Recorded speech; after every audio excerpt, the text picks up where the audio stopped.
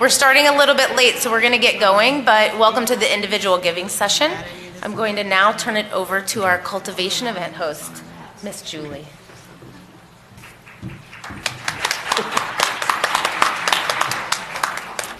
Well, welcome everyone to the individual giving session, Spectrum Unlock Your Potential. First of all, I want to say thanks to every single one of you for everything you've done for the CF Foundation so far. I am so grateful as a grandma of a CFer. We're so happy you joined us today for our cultivation event. I'm Julie Walsh. This is my husband, Dennis, and we are here to talk about why we joined with our local chapter to continue the fight for CF.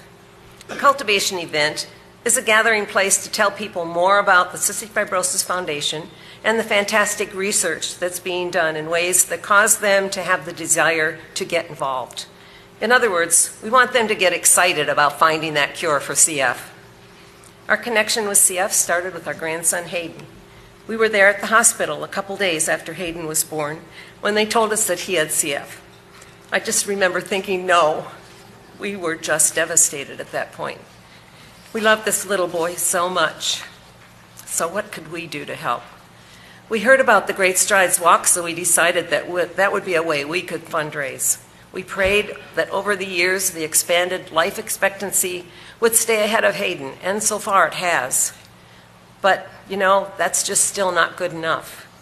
As a grandma, I'm going to brag a little bit. Hayden is an intelligent, caring, healthy, active 15-year-old who loves sports, especially baseball. He's on the high school freshman baseball team. But he also likes basketball and tennis. He's awesome, and he has lots to offer this world. I'm sure you feel the same way about your awesome CFer.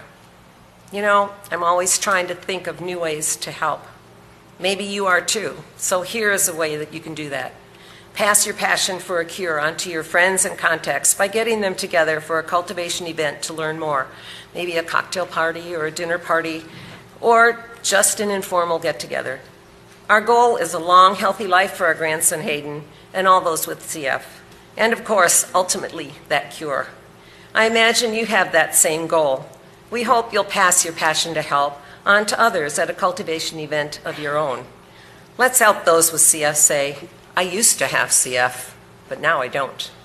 And now I'd like to introduce Ruth Hahn, the Senior Development Director at our local CF chapter, Kentucky, West Virginia. She's our go-to person. Ruth?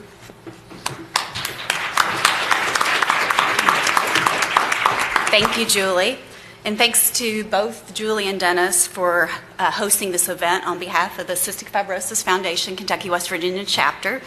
They are wonderful teammates to the foundation. They not only participate in Great Strides, they have been a top team the last several years, raising close to $30,000 for Great Strides. As well as they attend our dinner dances. They've hosted finest honorees in their home to share their story. They've done so much for the foundation. We appreciate their support. When planning a cultivation event, what you need to think about is talking to your host, also talking to your annual fund chair of your committee, as well as just working with your board on people to invite to this cultivation event. That really helps with getting who needs to be there. The chapter also produces, mails, and keeps track of RSVPs for the event. So we're very supportive with our host in keeping the event or running the event. We pick a day and time based on what works for them, and then we also work with them on hosting it in their home or at a restaurant. We have found that hosting it in someone's home is much more comfortable for people, so typically that works the best for a cultivation event. When mailing the invitations, we also include a donation card. So that way people that maybe can't attend the event will still give a donation, and that really helps with a cultivation event and raising funds. We also have had, the last several years, a local match. And actually the Walshes were our local match in 2017. So. Now I'd like to introduce Angela Lynn, Senior Director of Individual Giving.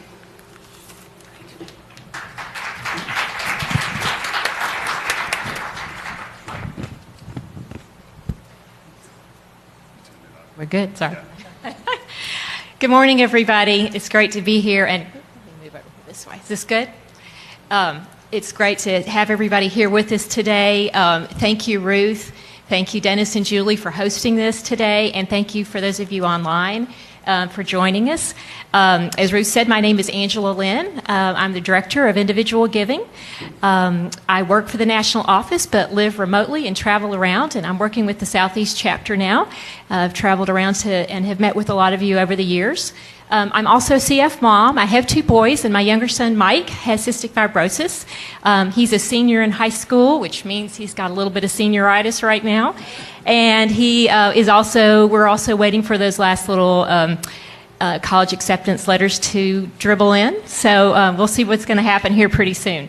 But we are very grateful for all of your support over the years, for those of you that have been involved with the foundation. Mike's doing very well. He's on Orkambi. He started it 2.5 years ago when it was approved by the FDA. And as the docs like to say, he's had a better than average response. He gained 20 pounds his first 5 months on Orkambi.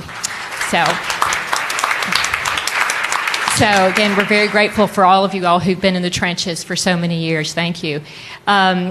He also has been fortunate enough to do athletics like Hayden over the years. He played tennis for a long time, still plays some tennis, but the past year or so he discovered a sport called ultimate frisbee. It's not frisbee golf. I didn't know what it was until I went for the first game. They mark off a football field. It's a little more narrow than a football field, and they throw the frisbee and catch it, and it's a lot of running, but they don't tackle. So I thought, well, this is a really interesting game. It's good for his lungs. He's running a lot. But then when I realized that when I went to the summer league game, it was co-ed. And so I thought, he's doing more than chasing the frisbee. So what is individual giving? Individual giving are gifts that are not associated with a special event. Annual fund are gifts of $10,000 or less, and they support the overall mission. Major gifts are of $10,000 or more in a single year or multi-year pledges. You all heard Preston introduce Joe O'Donnell last night, who raised an amazing $257 million through the Milestones campaigns. That was major giving, and major giving continues even without having a campaign because it goes straight to the mission as well. And then legacy giving or planned giving. That's also part of the individual giving team. That's headed by Tricia Benson. That's simply remembering the CF Foundation in your will, or leaving a simple bequest. And then there are, of course, more sophisticated vehicles, which you can talk about with your financial planner or Tricia or several of us. But at any rate, that's what individual giving is. So now, what's an individual giving officer? Sometimes we're affectionately called IGO. Maybe people call us other things too, but that's what we go by, IGO. An individual giving officer, our role is to partner with you and your chapter. There are 7 of us that are IGOs full-time to match up with the 7 regions of the organization. I used to travel from Texas all the way across to northern and central Florida. Now we've added 2 more IGOs to our team, and I think that's going to be fantastic because we can better steward our volunteers and be able to say thank you much better. So now I'm working with the Southeast region.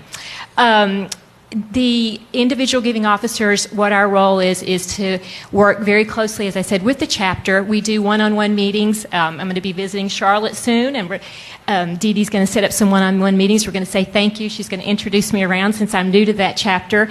And we try to share an update about what's going on with the foundation. Not everybody can come to VLC.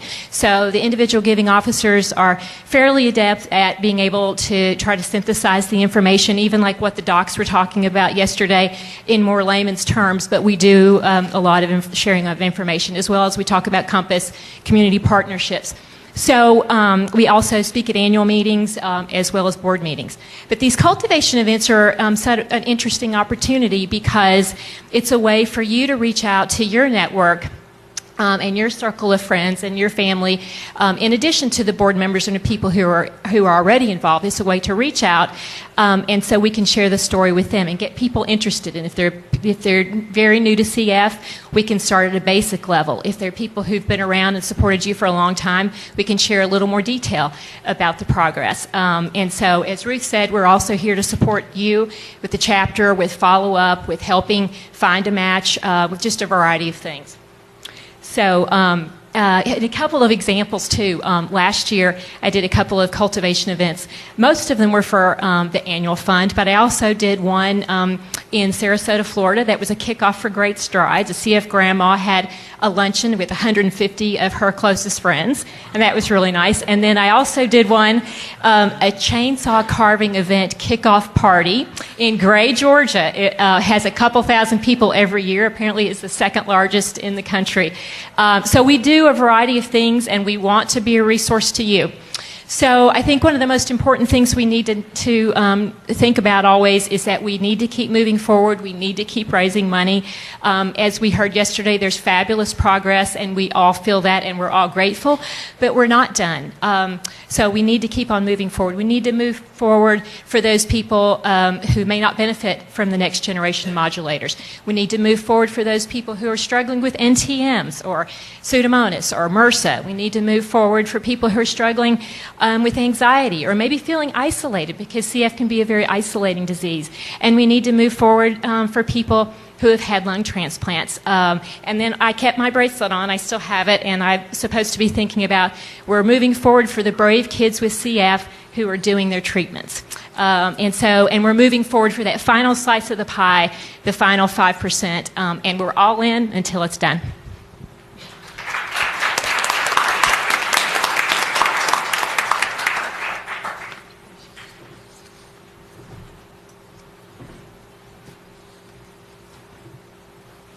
Thanks, Angela. I want to thank everybody for coming out this morning. I've been reflecting on the session so far and thinking about yesterday, and all I can think is the word amazing. Now, I'm usually not one who is short on words, but that's all I can summarize it, and I thought I would read just the little note that what Preston Campbell said. He called it the most amazing story in medicine today. Think about that. CF is the most amazing story in medicine today. That's a pretty important statement. This morning, we heard a little bit about how much this has cost and how much it will cost. So my topic is very timely because I'm here today to share some thoughts on how we can help take this to the next level. What can we do to contribute to that? We're all doing something now, but maybe we can do more. First, though, I want to tell you about our involvement with CF. Julie has told you about our grandson, Hayden. We're very proud of him, and I could spend a lot of time telling you why I call him my hero. But I realize all of you are involved in CF, so I'm not going to dwell on that here. But I will say, if you were a group of non-CF people, I'd be talking a lot about his treatments and his activities and how his daily life goes and the complexities that CF patients face, because I don't think most people even have a clue what's involved. My dream is that Hayden will be able to go to college, to get married, to have a family, and as Julie said, even become a grandparent. This is something we couldn't have dreamed when he was born 15 years ago. Soon after he was born, we realized we could not just sit idly by. We had to do something to help eradicate this terrible disease, and decided we could help by raising funds for research. 16 years ago, Julie and I started out as individuals walking in the first great strides we had been in. The next year, we decided we needed to get some more help, so we formed Hayden's team. And we invited our friends and colleagues to join us. Hayden's mom, Elizabeth, and dad, Todd, soon began a team in Atlanta and expanded into a national team. I want Elizabeth to stand up. She's sitting back here, and I don't usually have the opportunity to brag on my daughter, but she is just really, really active in Atlanta. They love her down there, and we love her to death, as you know. But anyway, I won't brag on that too long. But the big thing we wanted to do was to help and do more. So when the Milestones 2 campaign came out, we thought about it. Angela came and talked to us, and we thought, doggone it, we don't have a lot of cash sitting around, but I had some stock. And so I donated the stock to the Milestones Fund, and that was the first major gift we had given. Then we decided that when that was done to start contributing to the annual fund. And last year, as Ruth said, we decided to step up the notch, try and help the chapter to get more people involved by doing a matching gift. So we just have really been trying hard in every way we can to get more people involved, because this is the real challenge. Is we have to multiply ourselves and get more people in the fold helping to pay for CF research. I especially like to talk when I tell people about CF and about Hayden, about the fact that he's not been hospitalized and he's very healthy at the present time. There have been a few scares along the way, but he's in relatively good health and he's very active. But I stop and I sit back and say, why is that? I think the reason is all the drugs and treatments that have been developed, most of them after he was born in the last 16 years, 15 years, and that's really contributed to his well-being. I believe research learning for CF is doing more than just being there for CF patients. I think we're blazing trails that are helping advance other diseases, and they're finding their cures. I've heard lots of stories in different places about, they learned this from CF about either raising funds for research or from the research itself. And that's an important thing that you need to tell people when you are talking to them about CF research. I consider CF research to be an investment. I don't think of it as giving my money away. I think I'm investing in the future. I'm investing for Hayden, and I'm investing for the other people with CF. And I think that's an amazing thing. And the fact that there's other stuff happening to help other diseases find a cure makes it even better. I want to be able to look back. I tell some people this, I shouldn't probably tell my age, but I'm 78 years old, and I'm not ready to go anywhere yet. But I want to be able to look back and say, I helped cure a disease. I helped cure cystic fibrosis.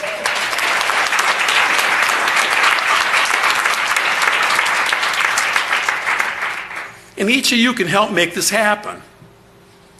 Consider a cultivation event as host or by attending a chapter-sponsored event. Spread the word about CF and the progress that has been made toward finding a cure. Anybody who knows me is going to hear a story about Hayden and CF. People want to invest in winners. We have a great story to tell. Don't be bashful about telling that story. If you haven't done it yet, get to know your chapter executive director and other staff members, plus your individual giving officer. They are good resource people who are working hard to help find a cure for CF. I always thank the people in our chapter because I think they work 10 times harder than any of us who are not in the chapter, day and night, trying to run events, do all the things they do. So say thank you to them too. I challenge each of you to consider joining Julie and me in individual giving as a way to take research to the next level. This can be done by one or more of the following. Make a personal gift to the annual fund, making a major gift. Consider naming the CF Foundation in your estate plan.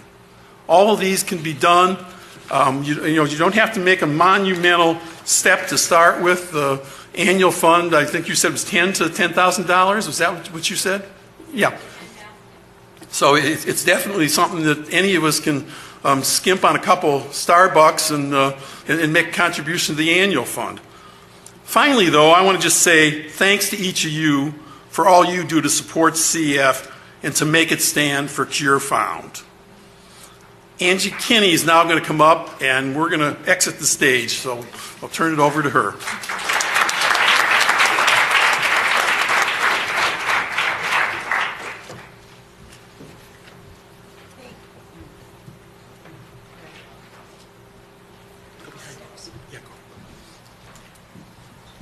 How about this? Yay! Hi guys, I'm Angie Kinney. I'm from the Western Pennsylvania chapter, and I'm the annual fund chair. And I have I'm in this fight for my two baby girls, Rachel and Megan, who are 23 and 17, who have cystic fibrosis. And the annual fund is just very near and dear to my heart because it's the most purest way to give a gift. And as mentioned, it's accessible. Anybody can give I prefer to say $1 to 10,000 rather than zero. But it's accessible for anybody to start the participation. And the important thing about that is it's a process. Somebody gives one time at whatever level they can afford, and they're buying into our mission. Believe me, they want to go higher. And if they have the opportunity, they will. So it's very important. And how many people had the opportunity to attend the individual giving yesterday, the session? Oh, a lot of you. Okay, good. So you've been kind of introduced to the concept of our spectrum of donor relationships. And I really want you to kind of look at this for a little bit and think about how it plays into not only your planning for individual giving, but what you already do as a volunteer. Whether it's individual giving or whether it's cultivating for events, this is just the natural process of developing and cultivating contacts, and in particular donors. And this is a system that is constantly progressive, and you can move forward and you can move backward. And after you've introduced somebody to our mission and maybe you've invited them to great strides, you're educating them through that process, and then you're thanking them. And then you're inviting them again to something else and making them feel special and introducing the people. The cultivation process is back and forth, but it's always about identifying, educating, cultivating, and doing a great job at thanking them and making them understand how amazing it is that they're participating in your dream. So let's talk a little bit about identifying prospects. This is basically just putting some thought into who you see as potential targets, and open your mind about that again, because we're not just talking about major gifts. We're talking about annual funds, which really brings everyone in your circle of influence into that list in different ways. But a couple ways to kind of narrow down your goals would really be to think about what key programs that we support here at the foundation really get you going. Or something you're worked up about, something that maybe personally interests you. There are so many things that some of us really feel so keenly passionate about. Sometimes it's something as simple as the business model.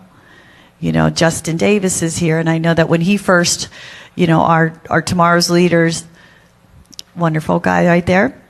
And I know when he first got involved, that's what started it all. He thought the business model was just what was so fascinating to him, and our venture philanthropy, and that's going to be attractive. Maybe it's that science, because it's your child who has CF and the difference it's made. Maybe it's the whole mental health piece. Maybe it's Compass and everything we accomplished there. And Angela listed a lot of these things too. It could be advocacy, or maybe our lung transplant program, or maybe it's more advancements on infection control, because the infections in the CF world can screw up everything else we're doing. So there's a lot of things, and the reason that's important is because if you're passionate about something, that's really going to fuel this process, and it's also going to help you identify those prospects that you think you can gear your ask to. Which is another thing to think about. Who are your supporters? Who is in your system? Who are those people that you've already reached out to potentially to come to great strides, or who know a little bit, and you think you can cultivate them and move them forward in this circle, keeping those things in mind. So you'll notice that we have in your packets these great little spectrum of donor relationship sheets. And it's a great kind of more in-depth description of this process and moving through it. And if you look, even at the identify prospects, it's basically such a simple program to walk yourself through. Who's in your network? Meet with your chapter ED. Make this a combined, project. Work with the chapter to identify individual giving prospects that are currently giving to special events, and then review some long-term long-term, long-time chapter volunteers that should be targeted a little more aggressively for some of these gift levels. So, I mean, that's kind of what you do in conversation anyway when you're talking about individual giving, but make it a process. And you'll feel like you're not missing no one's fallen through the cracks, so to speak. And then we move on to, I think the most important piece of this potentially would be educate, cultivate, and involve. And again, this is something that, maybe the first stage is about 20% of your time, your effort. This should be more like 50% of your time. This is the process. This is getting to know them. It's befriending people, and it's authentic, and it's real. And you're involving them in your dream and the opportunity to do something about it and change the world. And there are so many different ways to do that. I mean, potentially, maybe it's a cultivation event like we just saw. How powerful is that to have grandparents, talking about how much they love not only their child, but their child's child, and how powerful that is. Talk about delivering a message. But maybe it's through your letter writing campaigns. Maybe it's through your social media work. All these ways are ways to educate people and cultivate people.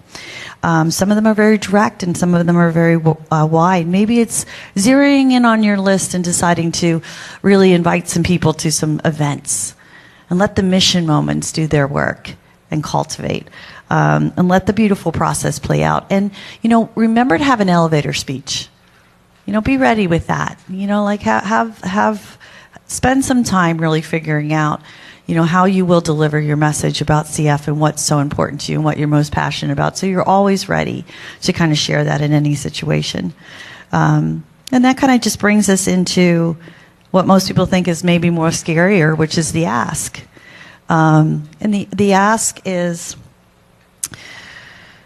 the ask can be done in many, many ways. It depends on the size of the gift.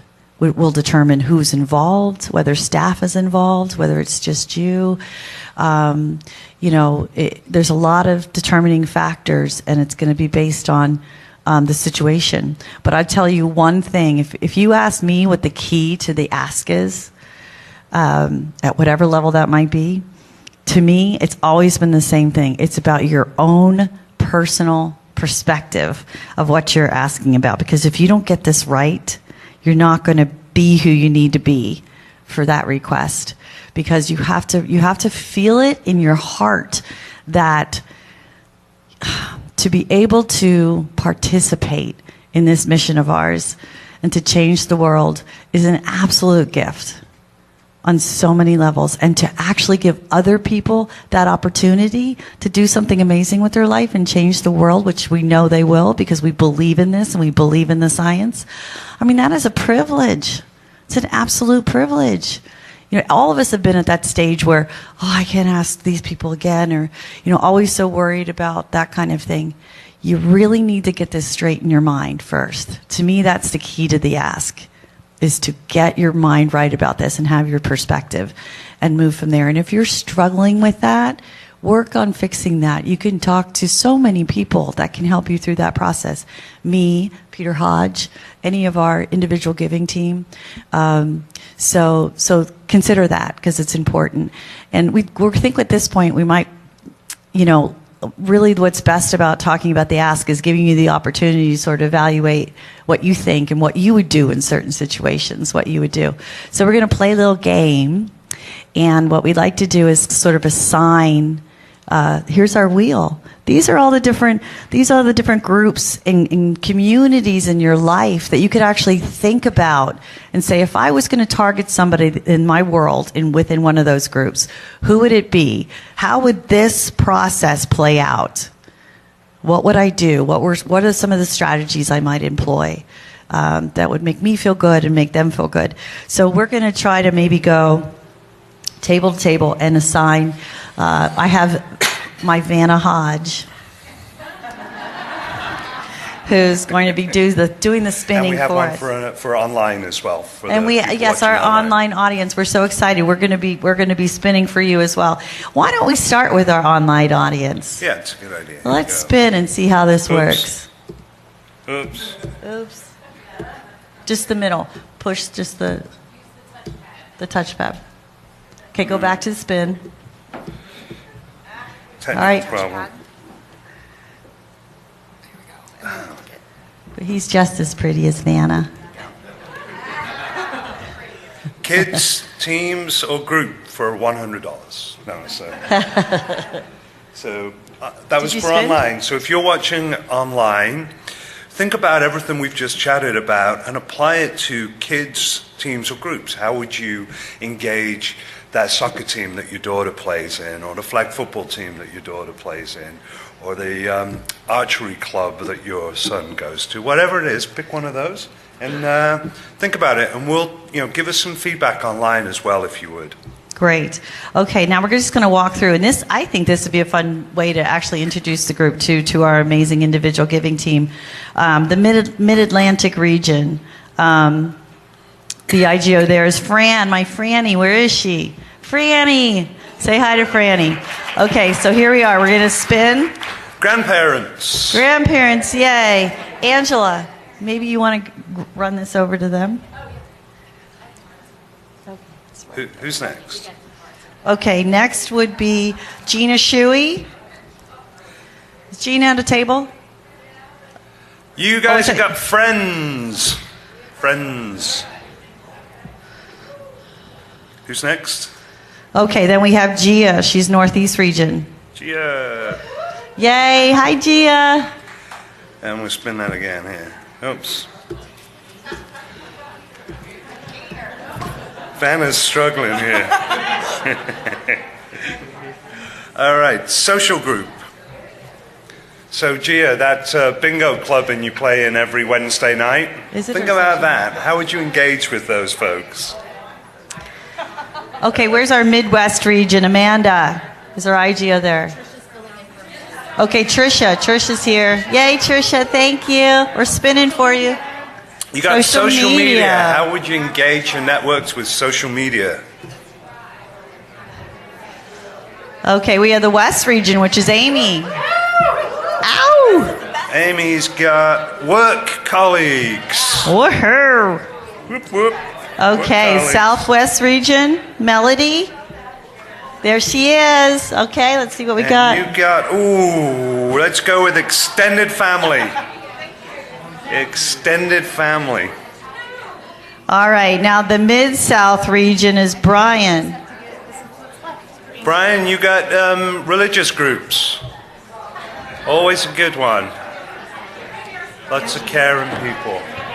Just to write down on their giant boards their ideas. Okay, so what we'd like to do is you'll find that you have, this is so fun. You have a big giant board next to your table. Oh, you don't have one. You're going to have to share. And how are we doing on timing? We may have about 15 minutes for you guys to have this discussion. What we'd like you to do is make some notes, and at the end we'll give you a warning when we're almost through and have you share a top idea. And remember, no isn't always no. Sometimes it's maybe. So prepare to include that into your process. Okay, guys, have fun. We've got some mood music. For our online friends, we're hanging out here with the West region. Say hi to everybody. And what group did you get? What was your work colleagues? That's always a good one. That's always a good one. Any initial thoughts about anybody who does this well today? Well, it's interesting. For a long time I didn't, because I separated my work from my involvement with the foundation. And then I actually found an event that I was really passionate about, which was extreme hiking.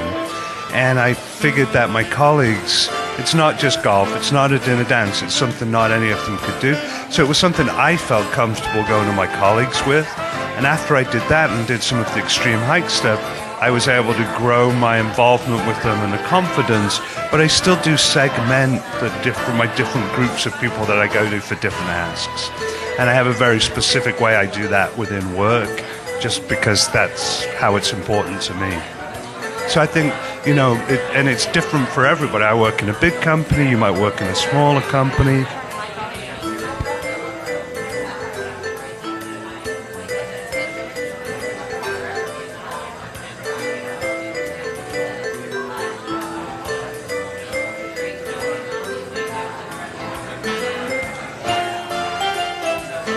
Okay, guys, if I can have your attention. If I could have everybody's attention. I hate to stop you from talking, but I'm so excited to see this energy because everybody's really in the middle of like real planning, which is great. But remember, this is your region. This is your individual giving officer, and these conversations should continue at home. We're going to give everybody an opportunity to stay and share, but we only have, less than 15 minutes left before break. And we want to make sure we spend a little bit of time talking about our last stage of the process. And then anybody who's willing to kind of hang out with us and share, we'll go from there. So I'd like to introduce you to Peter Hodge. Everybody knows he's our National Annual Fund co-chair and the daughter of 2 kids with cystic fibrosis. Going to talk to us about the most key part of this process. Peter? Thank you, Angie.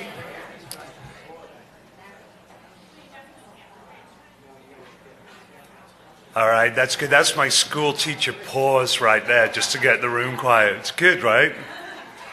Best way to get a room quiet is to say absolutely nothing. Hey, we're going to talk about the last 2 sections in your diagram here, which is thanking and recognizing and involving more deeply. So thank you sounds like it should be the easiest part of this process. Turns out it's actually is the easiest part of the process. It's just most of us are not very good at it. That's the problem. We don't spend enough time on it. When we do spend time on it, we don't give it the energy and effort that it requires. So we're going to talk a little bit about how to say thank you. And I've got a really interesting statistic for you here, which is that a thank you within 24 hours of a gift being given, that person is likely to give is 39% more likely to give again. Think about that. You send a thank you to somebody who gave you a gift the next day, and they're 40% more likely to give another gift. Now, that is an investment of time that is well worth making. One of the other things that we talk about, I'm in business development professionally, been doing it for a long time. The first sale is really, really hard. The subsequent sale is 100 times easier than that first one. And when you get somebody, when you've gone through the first parts of this cycle and you've got somebody to give a gift to the foundation, it does not stop there. You have to really understand the power of saying thank you. I'm going to talk about just a couple of examples of things I do along the way here to say thank you. I do a lot of bid for cures at our events, and I will take the bid donors from those, and I will handwrite a card. I try to do, depending on the event, I'll put a dollar amount, but say everybody who donated more than $1,000, I will handwrite a thank you card the next day and get them sent out to them. It's an investment of time. It takes me maybe, a couple of hours to get through 15 or 20 notes. But boy, every year when I go back to that event the next year, somebody will stop me and say, that was great, right? Because who gets a thank you note in the mail anymore? Nobody. So it is extremely powerful, and they show it to people, and it doesn't even have to have anything in it, just a thank you for your donation. So that's one example, something that we can all do. I want to show you another great example here. When we were up on the hill yesterday, I was going around with a wonderful family from Orlando, and they have a little boy called Tobin. And the mom had made these little cards to hand out. And it's got 3 kind of handouts in it with pictures of Tobin, cutest little kid ever, and just some facts about CF. And look at that little packet that was inside. It says thank you. If you're a little bit more organized than me, you could go make one of these yourself and just have a stack of them sitting at home. Get some extras for me, I would really appreciate it. But what a great idea, right? Cost you $20, $30, $40 to get some of these printed online, and then you've always got them. So I love that idea as well. Something else that I do, and I just did this very recently. My older daughter, Olivia, just turned 25. Yay! And that's a big deal, right? It is a big deal for all of us. It's a milestone. And, you know, with your family, you have milestones all the time, whether it's a sweet 16 or an 18th or a 21st or a 25th. My little one's going to be 18 here soon. What I did was I wrote a thank you email, and I put a picture of Olivia on that, and I sent it to every single person that has ever made a donation to me. Every single one of them. Put the list together, sent it out. This is what you did. Right? And the number of people that have come to me and said that was just beautiful, right? Because those are the tomorrows that we talk about. So the thank you is allowing people to understand that when they've given us a gift, it's meaningful to them. And that's what we have to reflect back onto them, right? So, and I look forward to all your ideas. Please share them with me, and you guys online as well. If you've got some ideas about different thank you techniques, send them on in. That's great. We're really creative around that. But let's move on now to the last piece, which is involving more deeply. So, you've gone out, you've studied someone, you've said, yeah, this person should be involved with us. You've worked your magic. They've made some kind of donation. You've said thank you. What happens now? Because this is a circle, right? It doesn't stop here. It's going to come right back round again. And the magic involving deeply, I've got another couple of great statistics for you here. I'll get those in a moment, actually. So Justin Davis, who's in the room at the back, how awesome is he, by the way? Those of you who saw him get his award last night. Yeah. And he's a perfect example of involving more deeply. Angie used a saying last night that I love as well, which is that you know how many seeds are inside an apple, but you have no idea how many apples are inside a seed. And every time somebody gives you a donation, it could be a $10 donation to that annual fund, that is a seed that has been planted. And if you cultivate that correctly, if you water it and you give it sunlight, that could grow into an orchard. You've got no idea what's going to come out of that. So every gift, every touch point with us is important, and that is why thank yous are so incredibly important. Involving more deeply, we have a fantastic sustainer program in the annual fund, which is the opportunity, if somebody wants to make a $100 gift, instead of doing one time, you can say, well, why don't I make it easy for you? How about we just do $10 a month? It's practically no different effort for them to go online and give $100 one time or $10 a month, which is technically more than $100, by the way. But it actually turns out the sustainers actually give 42% more than people who just give a one-time gift, right? That's a really interesting statistic. And it can actually be easier for people to give that way as well, right? $100 one time or $1,000 one time sounds more scary to people than $100 a month. It just comes out of the paycheck. So think about the sustainer programs as well. The power of the thank you and the power of continuing this conversation. I've got also another amazing statistic I want to give you, which is that if somebody gives multiple gifts in a year because you've asked them, you've made it happen, their retention rates, i.e. they're going to make a gift the next year, is about 61%. If they make a one-time gift, it's only down about 25%. So think about that. It means you have to turn over your contacts and your asks. 75% of them you lost. They're gone. They're off in the wind. They're donating to something else. By focusing on these two pieces, that 20% of your time, you probably never even have to go and find a new person to ask, because you'll be rolling in it from these people. You'll either be the best volunteer, you'll be getting awards like Justin before you know it.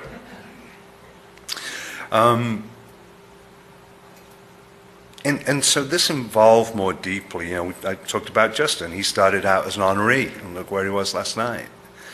I want to share a story with you about somebody in my home chapter in Fort Lauderdale, a remarkable young woman called Heather Geronimus, and she started much like Justin came to a Finest event as a guest of somebody. Next year she was an honoree. Year after that she was on the board for the event, which she did for a couple of years. Then we asked her to take on a slightly bigger role at our big gala that we hold down in Fort Lauderdale every year, and she ended up taking on the chair of one of the pieces of that event. Then I went and had lunch with her, and I asked her if she would join the board, because she's very well connected in town as she's growing up. And she said she couldn't say no to me. And I know that all of you have that power of persuasion as well, right? When you make the right ask, people just can't say no to you. Then she was on the board for several years. And then she came to me and she said, look, I've got this new partner in my life and he has a family foundation and I want to bring him to sit down with you. So I went and had lunch with him and we talked about what was important to him. And he wanted to find something that could help accelerate science. So we came back to the foundation. We said, what projects are in the hopper here? And there was this amazing project where it's called the Gene Library Genome Sequencing Project. Thank you very much. So we went back to him and said, are you interested in this? It's a genome sequencing project. And he's like, I love it. Here's $150,000 as a matching gift. And we're just weeks away from closing out that matching, right?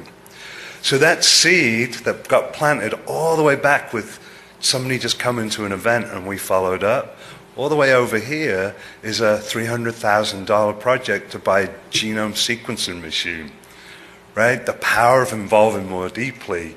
It's not just asking for donations, it's asking for time for people, it's asking for commitment. Come sit on a committee. Come do advocacy work. Advocacy work is the easiest one, right? And I don't have the stat with me here, but you get involved somebody with advocacy, they learn the message, they are way more likely to give to everything else. So this is exciting, right? This is how it should be. It's taking those people we have, getting them excited about what we're doing. And at the end, as we wrap this up here, I'm going to make it personal because the best thank you, the best way to get people involved is for each of you to speak from your heart. Tell them whether it's your grandchild or your son or your daughter or your spouse who's battling this terrible disease. Now, I want to thank all of you for being here today, because I want to be sending the emails out about Olivia when she turns 50, not just 25. Thank you, everybody. Enjoy the rest of the conference. Thank you, Peter. Oh, we have a couple more things for you, housekeeping things before you run off. You have a card in your packet here. If you could complete it. It says, I can and I will. It's got a little magnet on the back. This is really focused on individual giving, not about losing 20 pounds. So if you could fill that out, you could put that on there as well if you want. And if you could leave that on the tables, that would be awesome. And we'd like to share with you and invite you all, anybody that wants to stay and kind of share some of the thoughts that they were talking about their table. We'd love to. We want you to know break starts around now, but it's a whole half hour. So if you have time to stay for another 10 minutes, please do. Conversation's great, and we'll continue. And thank you, everyone, for being here. Starting with the West region, anybody able to stay that kind of wants to talk a little bit about what you discovered? Amy, do you want to talk? I'm good, thanks. I know. I can't possibly do that. Do you want to talk, Anna?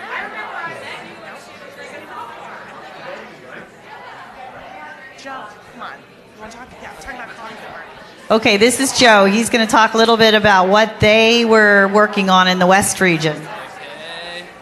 So we were talking about our colleagues at work and how to engage them, and there are a couple of barriers to that. Obviously, we were talking about if you're in the public sector, that could be a little bit of a challenge, but mainly, I think just trying to create more platforms to share your story. We find that it's most successful if you're just simply educating your colleagues about, your story, your connection to CF, your loved one. At least where we're from in the West, it kind of seems like they're more informal work environments, and there are some great opportunities there, and people are never going to know unless you have that chance to share your story. So, and kind of some examples we had were we knew of an adult with CF who kind of made the decision to keep it a secret that he had CF, and when he retired after 20 years, he kind of had made the decision to be more public and open about his CF, and that really just opened up his fundraising, and he's going to be hosting cultivation events for us, and so just seeking out those opportunities, informal or formal, I guess, is what we came up with. And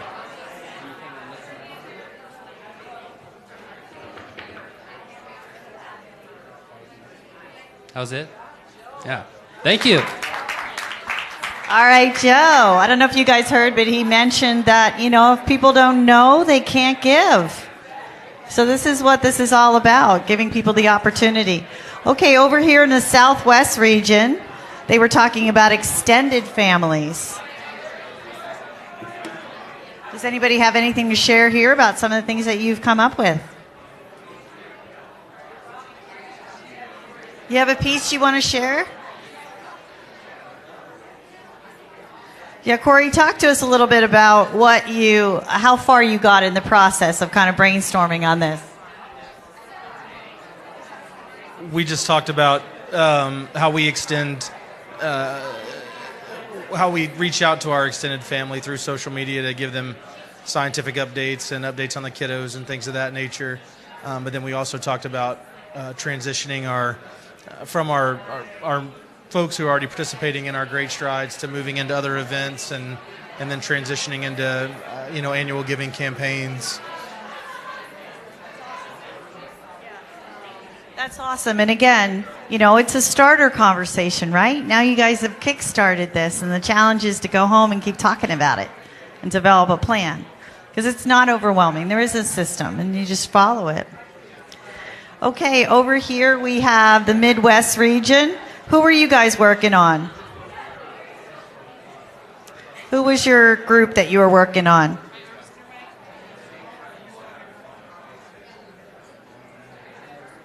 Okay, religious groups. That can be a challenge. Anybody want to share with us here how far you got? Because you guys have a lot of notes.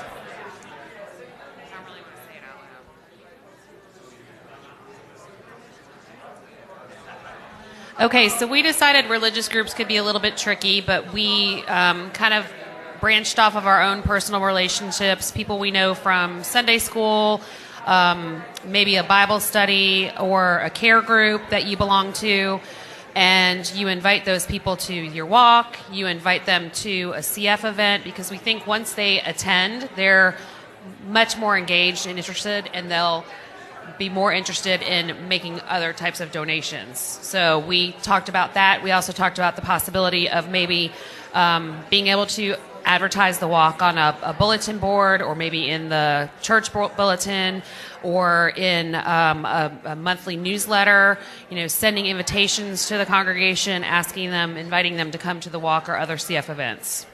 Did I miss anything? No, that's perfect. A perfect example of that whole circle of our spectrum, and about thinking outside the circle a little bit about who can be pulled into it. Great job, guys. You got a lot accomplished. How about you guys over here at the Midwest region? Do you have anything that you want to share that you were able to discuss? They're still in the process of discussing, and it's heated.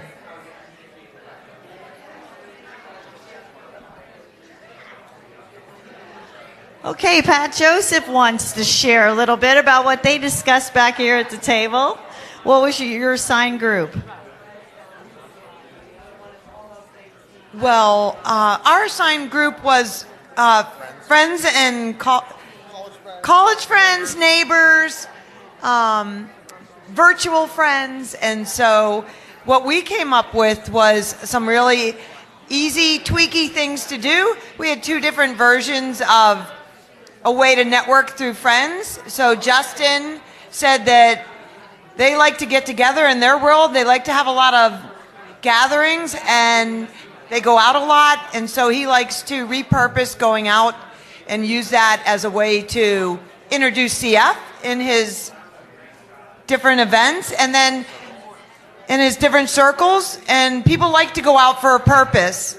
And then Britt Friend on my other side said he likes to bring his friends and neighbors and his work colleagues to our CF Foundation events and cultivate them because they get instant mission and they learn so much and they have fun while they're getting some mission. And he doesn't need to create anything. So he's a busy guy, and that works in his world. I love that. That's all customization, you know, what works. What works for you, that's great. Mid-Atlantic region, did you have anything you'd like to share? Maybe Franny, do you have anything you'd like to share with the group? How far did you get? Bo, would you mind sharing that one thing that you said to me, because I thought that was a very powerful message. We had two groups. Yeah, it was a grandparents group. So we were focused on approaches to that grandparent sector. And the first thing that we thought about a lot of things, but one of the primary things was what is important to grandparents. And children, grandchildren, and relevance, maintaining a relevancy. Because as you age, I can tell from experience that that becomes an issue. And so, with respect to any targets, family, you can help them to identify with your situation. What would it be like were they in your shoes? And that may help them to see, your story clearly. And so far as the idea of maintaining relevance, it's a chance. You're giving them a chance to have an impact on a significant impact on the lives of others and to be extremely relevant to them. So those are a couple of ideas. That's wonderful, Bo. Talking about relevance, making it relevant. Otherwise, nothing's going to work. Yeah, that's beautiful. Beautiful thoughts. Well, thank you, everyone, for spending your break, a little bit of your break with us. Go enjoy. You still have time to get some coffee. Great Strides is up next, and it's going to be amazing. Enjoy your day.